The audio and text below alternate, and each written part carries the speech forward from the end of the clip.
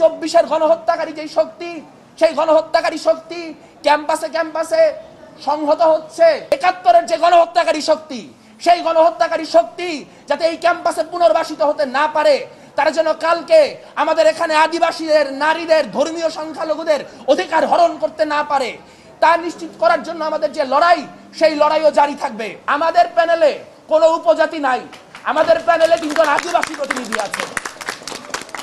বাংলাদেশের আদিবাসীদের পাহাড়ের এবং সমতলের যে ক্রাইসিস, সেই ক্রাইসিস মোকাবেলা করতে হলে আমাদের যে সম্মিলিত পর্ষদ, সেখানে আদিবাসীদের গুরুত্বপূর্ণ ভূমিকা রাখতে হবে। আমরা অত্যন্ত আনন্দিত এবং গর্বিত যে পার্বত্য চট্টগ্রামের খুব গুরুত্বপূর্ণ বিভিন্ন লড়াই এবং সংগ্রামের যারা মুখ, তাদেরকে আমরা এখানে পেয়েছি।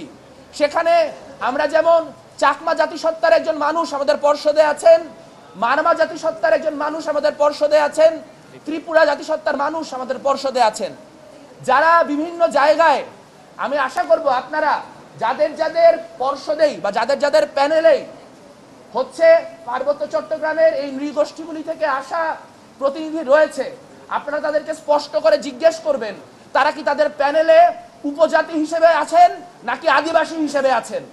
আমাদের প্যানেলে কোনো উপজাতি নাই, আমাদের প্যানেলে 3 জন আদিবাসী প্রতিনিধি আছেন। আপনারা জানেন আমাদের ক্যাম্পাসের একটি বড় সমস্যা হচ্ছে এই ক্যাম্পাস যারা ডিফারেন্টলি এবল, যারা নানান রকম শারীরিক প্রতিবন্ধকতার মধ্যে দিয়ে যান, তাদের জন্য উপযুক্ত নয়। আমরা খুবই গর্বিত, আনন্দিত যে আমাদের সঙ্গে এই ডিফারেন্টলি এবল যেই কমিউনিটি, সেই কমিউনিটির হয়ে দীর্ঘদিন যিনি লড়াই করেছেন, এরকম মানুষও আমাদের সঙ্গে এই মুহূর্তে সম্পৃক্ত রয়েছেন। আমাদের সাথে এই মুহূর্তে উপস্থিত রয়েছেন যিনি আমাদের পর্ষদে সদস্য হিসেবে নির্বাচন করবেন, সেই মোহাম্মদ তফসিরুল্লাহ।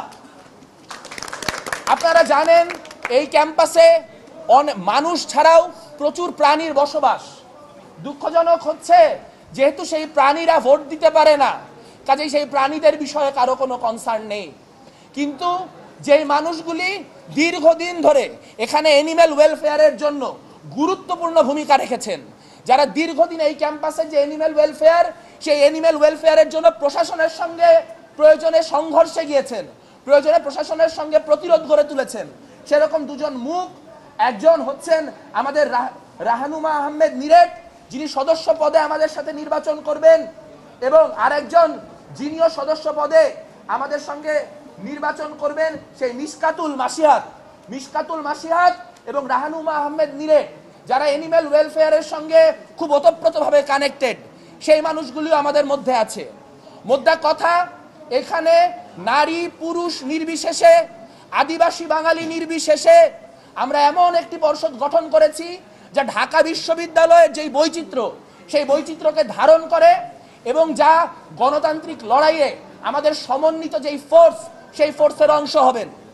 আপনারা আরও জানেন যে বর্তমানে বাংলাদেশের যে পরিস্থিতি, সেই পরিস্থিতিতে আমরা দেখতে পাচ্ছি একদিকে 24-এর গণহত্যাকারী যেই শক্তি, সেই গণহত্যাকারী শক্তি ক্যাম্পাসে ক্যাম্পাসে সংহত হচ্ছে, তারা ক্যাম্পাসে ক্যাম্পাসে তাদের অবস্থান তৈরি করছে।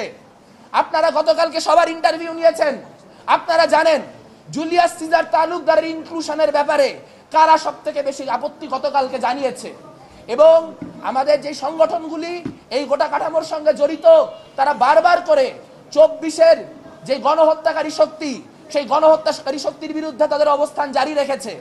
কিন্তু একই সাথে 71-এর যে গণহত্যাকারী শক্তি, সেই গণহত্যাকারী শক্তি যাতে এই ক্যাম্পাসে পুনর্বাসিত হতে না পারে, তারা যেন কালকে আমাদের এখানে আদিবাসীদের, নারীদের, ধর্মীয় সংখ্যালঘুদের অধিকার হরণ করতে না পারে, তা নিশ্চিত করার জন্য আমাদের যে লড়াই, সেই লড়াইও জারি থাকবে।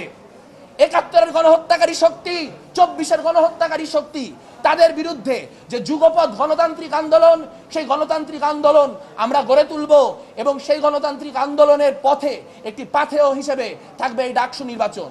আমরা আত্মবিশ্বাসী যে আমাদের যে অন্তর্ভুক্তিমূলক পর্ষদ, যে প্রতিরোধের পর্ষদ, এই প্রতিরোধের পর্ষদ ব্যাপকভাবে শিক্ষার্থীদের সাথে তাদের সম্পৃক্ততা সৃষ্টি করে, শিক্ষার্থীদের যে দাবি দেওয়া, সেই দাবি দেওয়া তাদের কাছে পেশ করে আমাদের যে লড়াই, সেই লড়াইকে সংহত করবে।